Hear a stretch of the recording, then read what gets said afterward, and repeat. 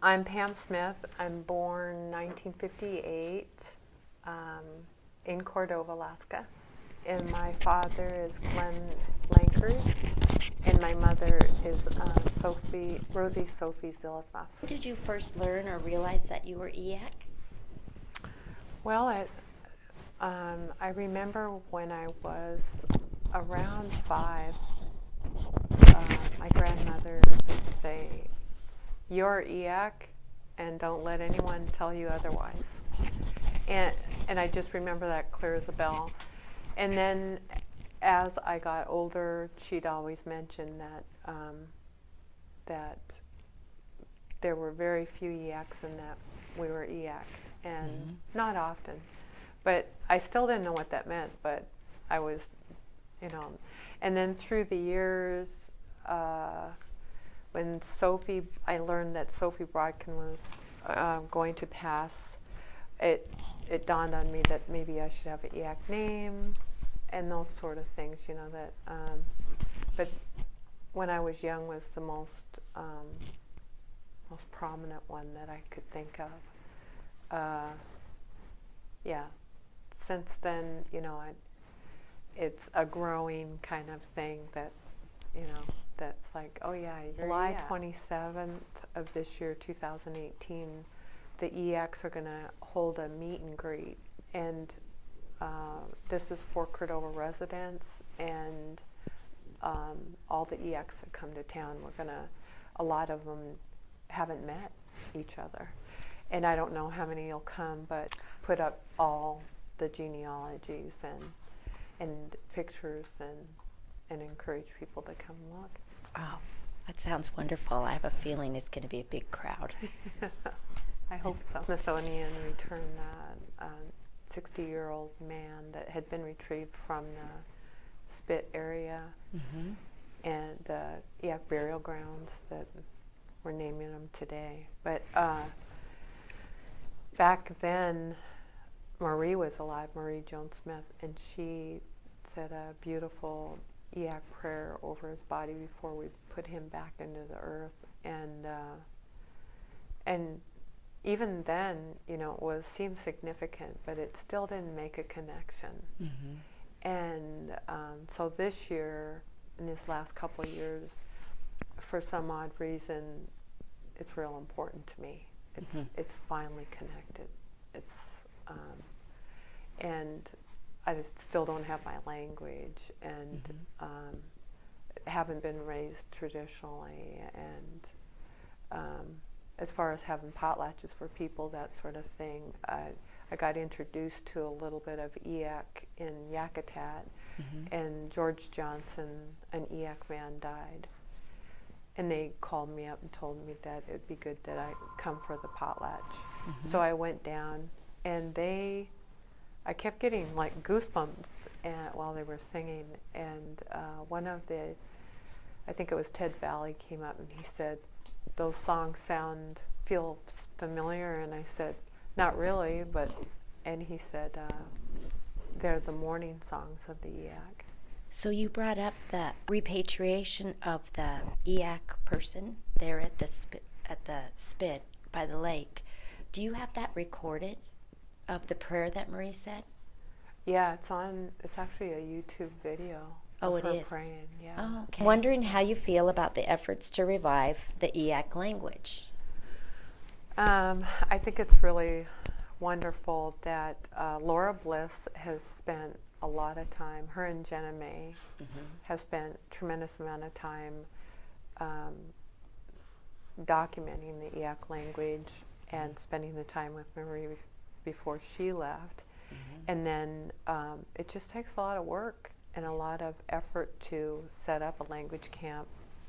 And I haven't participated in it, but it's just amazing. The few times that I have gone, it's really a wonderful thing they're doing, and they're trying their best to keep that above surface and keep it alive and well. And but yeah, I think that the Eyak language was meant to stay alive because God put Guillaume in the thing, you know, and I know. who would ever think that? I thought the language was completely over. And then I remember Michael Krauss back in the day asked me if I'd go and interview people to see who wanted to speak the language and why. And so I went around and asked everybody, and I'd say 100% was no. And he said that in able to resurrect the language, we'd have to go to Navajo country, learn Navajo, and then come back and try to pick up Eyak. And that was a professor's perspective of the language. And then when Guillaume had picked it up, he came here and he just said that, no, you don't have to learn Navajo. It's a language that you can pick up and use. And so those sort of things, it just seems like the language is supposed to be here. Being really moved when somebody said, well, why are you speaking the language? What motivates you to do this? Mm-hmm. And he just said, it's a strong feeling that comes from in here. Mm-hmm. And I was just so moved because he seemed really selfless, like he had absolutely no motivations whatsoever, but to revive it, and he'd spent a lot of time trying to do so, mm-hmm. inspire the Eyaks to do it. Yeah, it's wonderful. Are you aware of any distinctive Eyak ornamentation style or any markings? Just from Frederica de Laguna's book, when we had the repatriation, we sat down and we studied all the designs that she had in there. Mm-hmm. And we decided to do the white diamonds on a red background. And basically, the diamonds touch together. And the meaning of it was we all stand together. And it's seen, so for the potlatch and the repatriation, we made headbands for all the Eyak people to wear for the occasion. So it was pretty powerful. I love that. All standing together. I was wondering about any Eyak stories or legends that have been passed along to you. Yeah, one of the things that is close to me that Marie Jones Smith taught me was I'd been smoking fish for a long time, and she was actually, I'm going on my 39th year or 40th year or something like that of smoking, and she was around when I first started, like the first 7 years. Mm-hmm. And she'd come by and she'd just kind of look at things over and ask me a few questions, and one of the things that she kept telling me was she asked me where I collected my wood for the smoking, and I told her it was really just cut and delivered to me, and she said, oh, well, every spring you should go out to the river, Copper River, where the king salmon go up, and pack a lunch and take your kids and just walk the beach and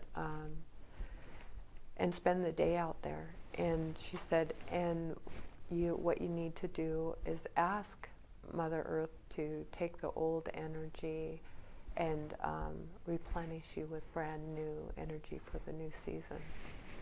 And so for a long time, I didn't have any connection to that, or didn't really feel like it was something that I wanted to do. So for a long time, I wouldn't. And she asked for about 3 years. Every year she goes, did you go out to Copper River? And I said, no, didn't do it. And then she quit asking. And then that little voice was in my head, like, should you go out to Copper River? Mm-hmm. And finally, just to put it to rest, and so I wouldn't feel guilty for not going, I just packed up a lunch and I went out there. and I walked the river and did what she said, just have the kids play and collect the wood and come back. And it wasn't until the next day that I was so full of joy, like something had really switched over, and I felt more of a connection to what I was doing, and my connection with that, doing the fish, and how the fish is connected to the earth and the wood and the smoke, and it was just all just kind of came together. And I remember calling her up and thanking her, and she was so excited because she never really told me what would happen, or what to expect, or that sort of thing. So that was I really felt like that was one of the spiritual things that she was, that I felt really gifted to be able to experience. Do you know of any Eyak relations or how they were with any of the neighboring tribes? The only thing that comes to mind is my grandmother would always house, she called the Stick Indians of Copper River. Mm-hmm. And it seemed like that when we had the potlatch in 93 for the Eyak people, first one in 90 years, the Chitna people came, and they just really felt like family, relatives, and they talked about them walking the Copper River and coming here to visit. So we had this special connection. They made a beautiful regalia for Marie, and Maggie Escalita was the elder that came for that potlatch.